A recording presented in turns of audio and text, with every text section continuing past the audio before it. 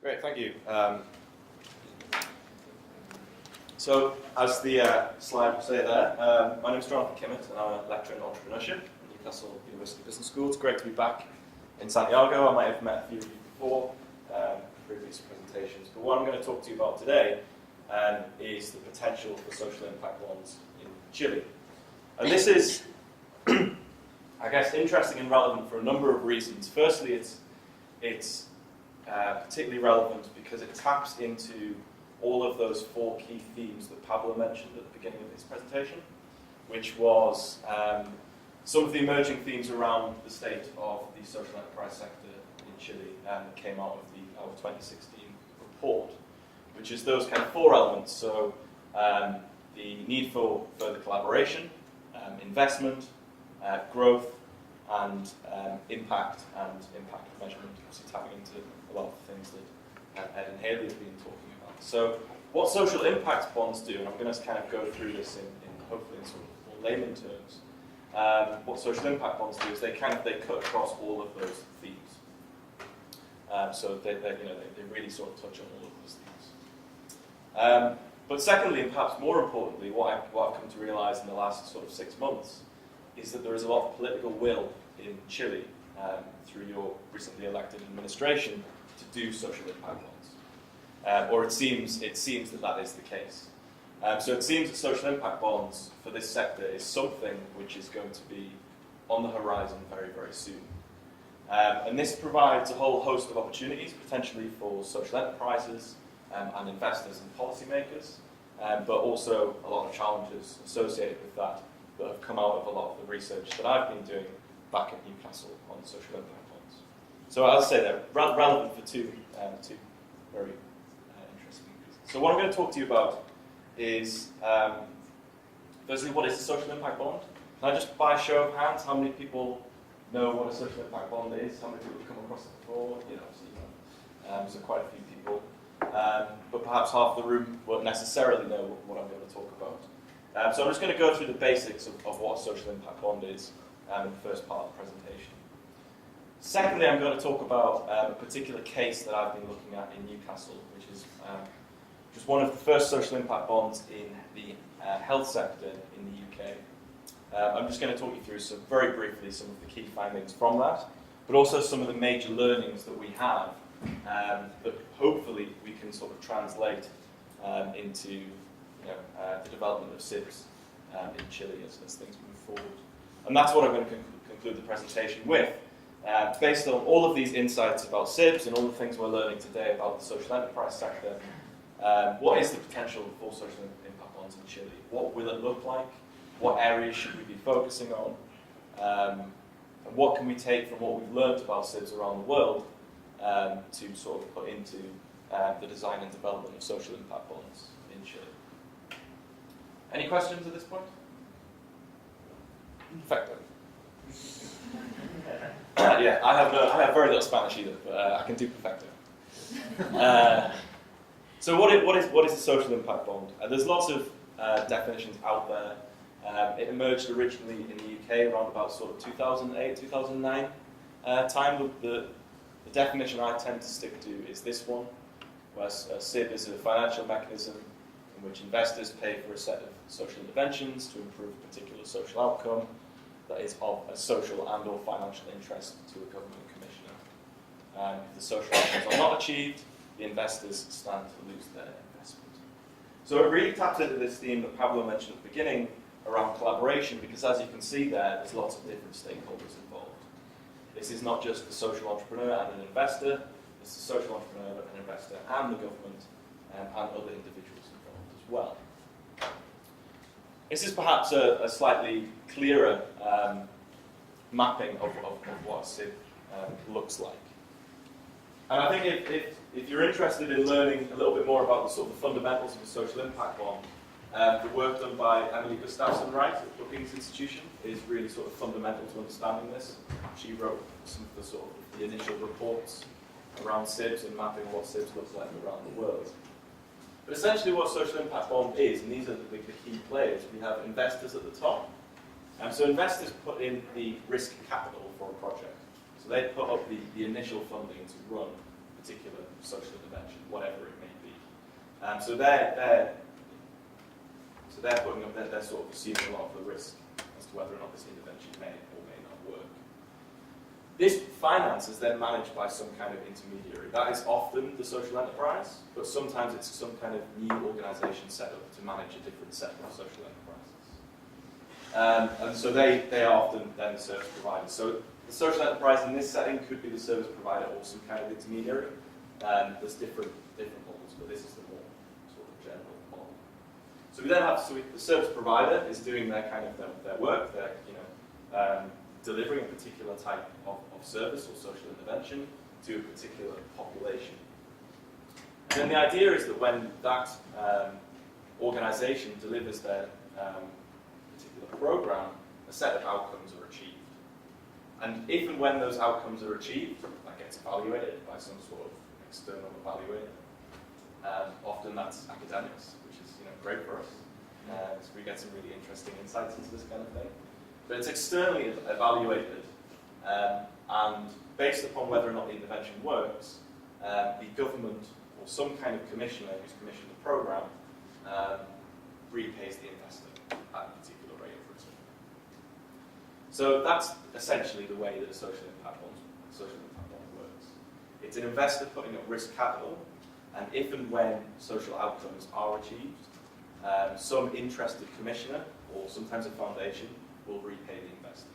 So obviously the benefit there is that a government knows that they're paying for a particular social outcome that has worked. So they're not assuming any of the risk of these types of projects. So what are the benefits of doing this kind of thing? There is an emerging literature in this area, so I think what I'm going to show you here is by no means an exhaustive list of benefits and challenges of doing social impact bonds. It's just to give you a little bit of flavour. So this is quite significant investment, and that's one of the purposes of doing this here. Is that unlike the world of kind of grants or maybe smaller things like seed capital, this is typically larger amounts of funding. And this is something that we identified in our 2016 report, which was the need for developing the social investment market in Chile. And so what it allows social enterprises to do is to, say, rather than focusing on 1, 2, 3 communities, is perhaps scale things nationally. So it only really works with the social enterprise if there is potential for significant levels of scaling. I think one of the really, really fascinating things about social impact bonds is that it's a mechanism for thinking about system change.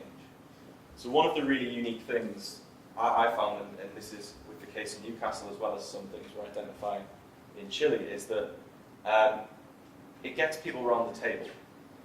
And it gets people around the table who perhaps previously wouldn't have got around the table to talk about particular things. So in the case in Newcastle, it was getting health commissioners, social investors, social enterprises, and other individuals who are key stakeholders in the area round the table to talk about the severity of a particular health problem, where perhaps without the SID that might not have happened. So it gets people to think about collaborating with one another, which is something we've identified as perhaps a bit of a challenge that seems to be existing in the sector in Chile. It removes the risk for a government commissioner. So one of the frequently asked questions I get when I talk about social impact bonds is, why don't the government just pay for it? Why wouldn't they just pay for a social enterprise to deliver a service? And it's because they're not sure about the risks of doing that. They're not sure whether or not those particular outcomes will actually ever be achieved. So because the investor is assuming all of the risk up front, the government is only paying when those outcomes are met. So it removes the risk for them as an outcome payer. We then have this idea that what a social impact bond does is it brings a sort of a rigor, a bit of a sort of rigor of private sector investment and data collection and performance management that perhaps some third sector organisations in the UK or social enterprises perhaps aren't always as good at as they potentially could be. And so by bringing in some of the performance management tools and emphasising a lot the need to generate data that shows whether or not an outcome has actually been met, makes makes these organisations potentially a little bit more disciplined and rigorous than they were before. That's potentially a contentious statement, right? So that's not necessarily the case across every social impact bond, but these are things that exist in the literature. One of the other benefits is that this is an aspect of funding that is long-term. So what we know from the world of grants and other aspects of funding is that it may exist for 6 months, a year, 2 years. Social impact bonds generally exist for maybe 5 to 7 years. So the idea of a social enterprise of having access to a secure amount of funding for a 7-year period is pretty unique. And so it's a really big benefit for them that they can actually start to plan strategically about what they're going to do for 5 or so years. It's an aspect of funding in this space that hasn't perhaps existed until the social impact bonds emerged. So there's some of the kind of broader benefits of SIBs, but there are challenges. One of those, and this is something we identified in particular in our case in Newcastle, is the reputational risk associated with being part of a social impact bond. Currently there are around sort of 90 around the world. What happens is that when service providers or social enterprises take on this amount of investment, it makes them quite well known in their industry. And therefore, if things fail, and there are examples of failed social impact bonds, the reputational risk is definitely there. So despite, and I think this taps in really nicely to one of the things that Hayley was saying, is despite the fact that SIBs require organisations to collect more data about their social impact, there isn't then the sort of the performance management aspect that comes with doing a contract like this, whereby for organisations there's pressure associated with whether or not they will actually achieve those outcomes. And then there are some dynamics around whether or not those outcomes are achieved are actually performance managed, which can lead to some potentially more challenging sets of relationships, which may not be something that's ideal or optimal. Generally speaking, there are a very high set of costs associated with doing social impact bonds. Our case in Newcastle, that took 3 years of development around what are the right measures to use, what are the right measures to use, but also one which all of the stakeholders involved are happy with. So social enterprise doing the intervention, commissioner, as well as the investor. So it took an awful lot of development work in that time period. So generally speaking, it costs quite a lot of money to set up. One of the ideas of SIBs, though, is that once you do one, the next one will be easier. So that once we start to learn more about how to do a SIB contract, it's a high upfront cost, but hopefully then the cost will reduce once you do 2, 3. That happens. And you learn from each other. I would say so, yeah. I think that's happening. I would say I still think the setup costs are high, but it has reduced because there's definitely more knowledge out there about how these things work. Attribution issues are a big challenge, whereby I think the work of a lot of social enterprises, it's often with particular social interventions, it's difficult to attribute the impact of what they've done to the intervention itself. And this means that sometimes when social enterprises do not meet their outcomes, that's not necessarily because the social enterprise hasn't been doing their job. And of course, what that means in a particular context like this, where it's dependent on an outcome payment, is that if they do not meet their job, then they don't get the money. So that can cause quite serious financial issues for organisations. I've already mentioned the difficulty of developing appropriate measures and getting everyone, all of the key stakeholders involved to appreciate what the right measures might be. So that's kind of a whistle-stop tour of what SIBs are and some of the benefits and challenges. I'm happy to talk more afterwards in detail about what those issues are. This is an example of the very first social impact bond that existed, and it was began in the UK in 2010, and this was a prisons project. And so the whole idea here was around reducing recidivism, so reducing reoffending rates. And the government, the sort of the outcome payer in this particular situation was the UK's Ministry of Justice. And of course they were really interested in reducing reoffending rates because that costs the Ministry of Justice X billions of pounds every year because you have people coming out of prison and then they're back in prison within a year or 18 months. So if we can find a way of developing a social intervention which will reduce those reoffending rates, that's a very big interest financially to the Ministry of Justice. So this was a particular social enterprise that worked in a prison in Peterborough, which is a place just north of London, and they delivered a particular social intervention which was initially funded by a private investor, but at the risk of capital for that. And the outcomes were met. It seemed to do very well. It ran for 2 or 3 years. But actually one of the most interesting aspects of the first SIB in the UK was that they basically stopped it after, I think, 5 years. Because what the Ministry of Justice realised is that this is something that we should have in every prison. And what it did was it mucked up the kind of randomised control trial element of the data they were collecting. So they had some prisons in the UK where this intervention wasn't, and then obviously the Peterborough prison where the intervention was. So as soon as the Ministry of Justice decided that they wanted to have this intervention across the country, they had no comparison group anymore. So actually, in a way, the contract was a bit of a failure. But actually, in another way, it was a massive success because they realised that this social intervention is what we need to reduce reoffending rates. So sometimes the success and failure of SIBs is not always in the contract itself, but maybe the sort of a bit of the bigger picture. So that was the very first SIB, and it's really grown quite rapidly since then.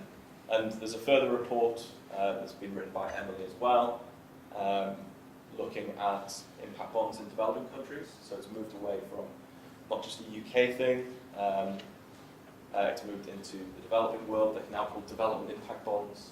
So slightly different sort of branding, if you like. Generally speaking, with development impact bonds, the outcome funder is some kind of foundation rather than the government. So that's essentially the main difference, other than the fact they're also existing in developing countries. So we have 90 social impact bonds contracted around the world. They're big contracts, typically millions of dollars. 4 contracted development impact bonds, with 24 currently being designed.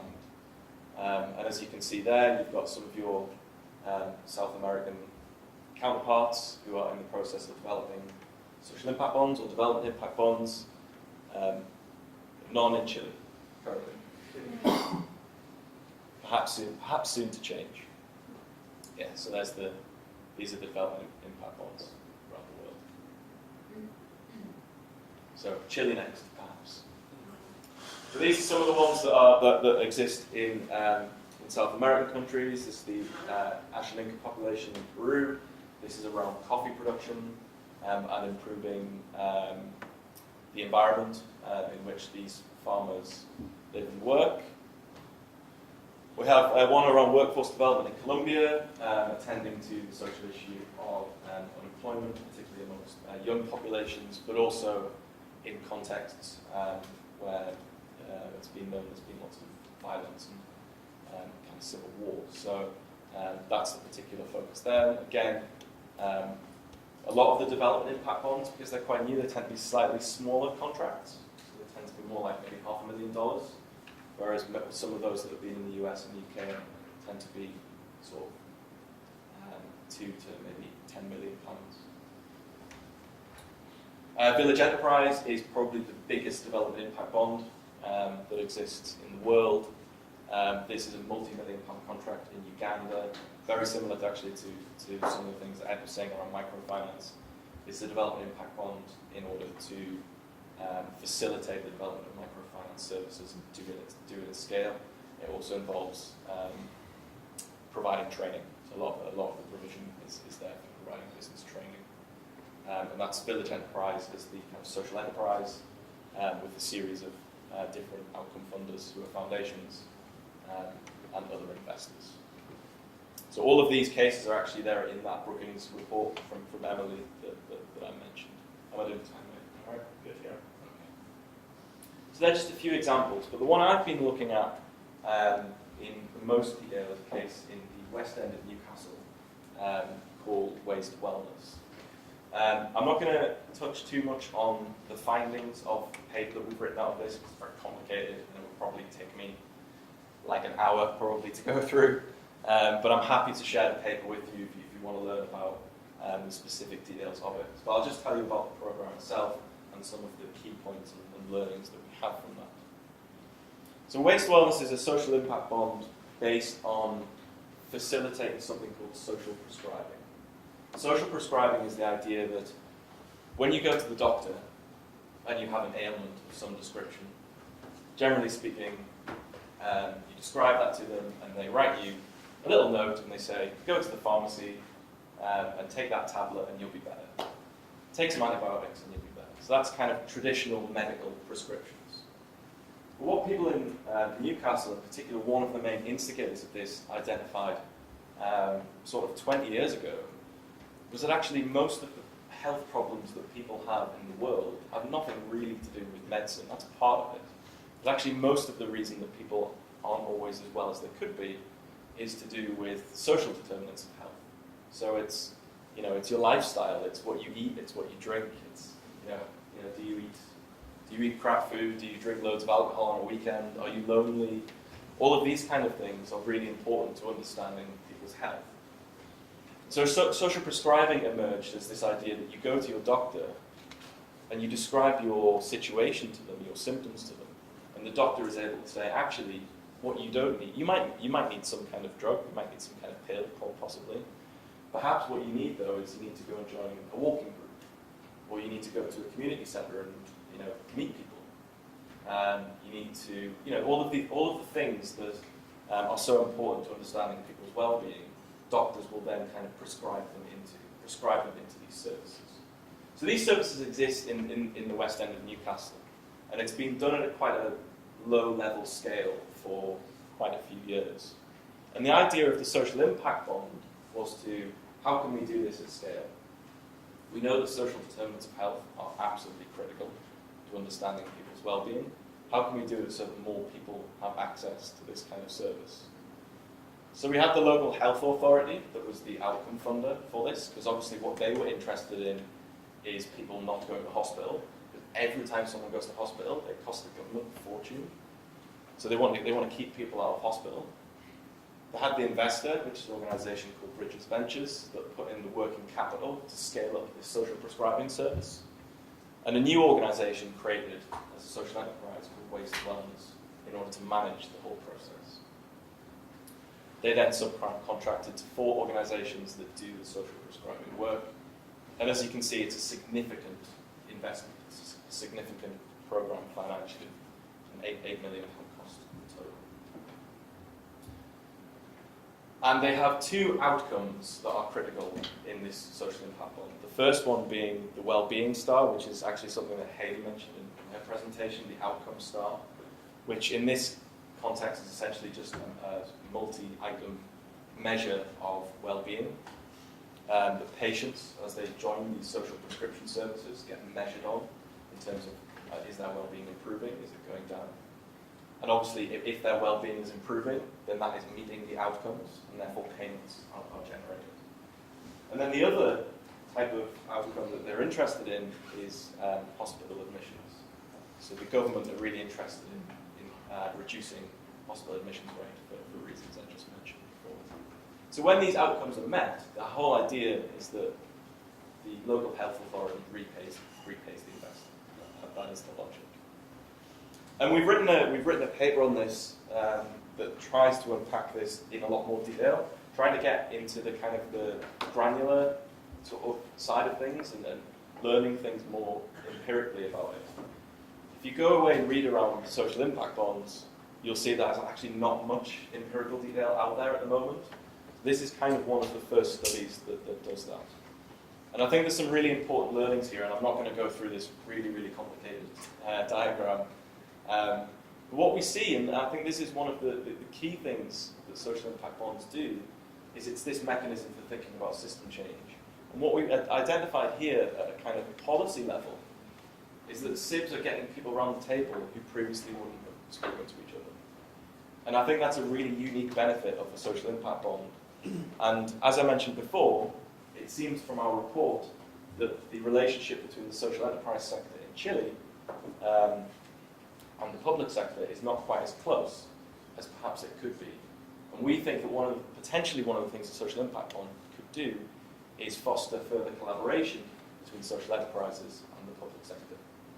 And I think that could be potentially one of the benefits that SIBs could bring in Chile if it moves forward. But we have identified, in the red stuff, are conflicts. So we have identified a lot of the challenges that exist as this stuff actually starts to try and run. And some of the things that we identified in particular were what happens when the outcomes are not being met, or what happens when organizations get nervous about reporting outcomes that are not being met. And so what we found is actually they start to gain data.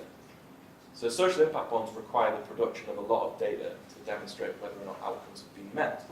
And if organizations are nervous, they start to sort of, I don't want to say make up data, but they start to massage data so that outcomes are met. So one of the things that we have to do as we think about the development and design of SIBs in Chile is how do we find a better way around that? And I think Haley's probably better at facilitating that kind of discussion around impact than I am, but it's one of the key challenges that seems to come about through a social impact bond. But the main challenge is that we have this constant tension between a social impact bond, which is essentially a financial instrument, so it's the kind of the classical financial investment instrument, with the kind of the social world, social enterprise world, where they're trying to do complex things like caring for people and trying to improve people's well-being. So there's a major tension between this is a formal financial instrument and the work that a lot of social enterprises do.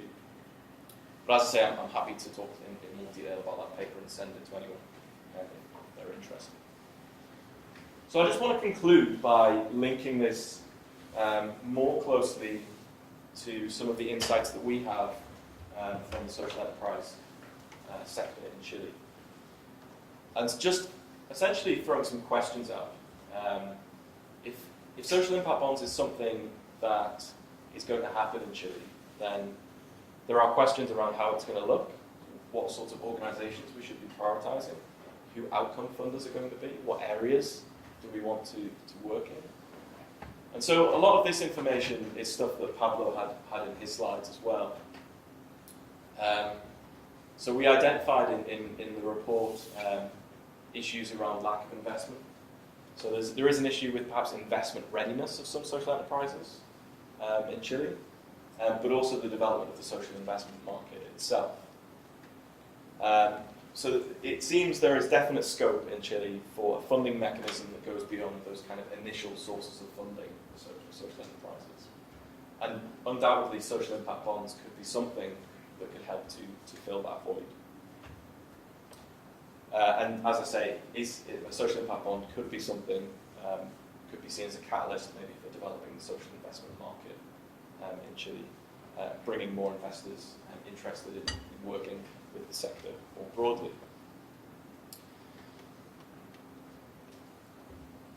So one of the other things we identified in the report was, and Pablo might have touched on this, he was talking in Spanish, not sure, probably, was the need to do more and do better impact measurement in the sector. And one of the things that social impact bonds will necessitate is more data collection and more impact measurement. And therefore, it could be something that can help to promote that as a cause in the sector. But really importantly, it could be a funding mechanism for those organizations that are already doing this. So if a SIB is heavily dependent on a large amount of data collection, of course there are organizations already doing this, that means that they may be more investment ready for this kind of financial mechanism. And as I mentioned earlier on, one of the key things seems to be this idea of collaboration between public and private sector, or public sector and social enterprise. And what we see here is that we had 15% of social enterprises their revenue was coming from the public sector. To contrast that with the UK, that's more around about 50%. So I think there's definite scope here for more collaboration between public and private sector.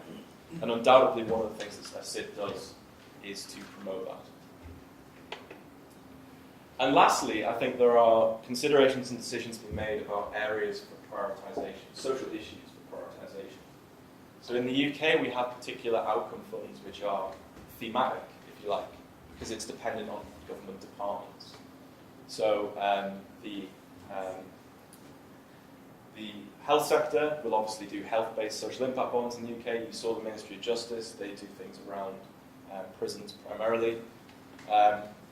Therefore, there are things to consider, social issues to consider around SIPs in Chile. So what we found from our report was that the vast majority, well not vast majority, a large proportion of social enterprises in this country are focused in the education sector.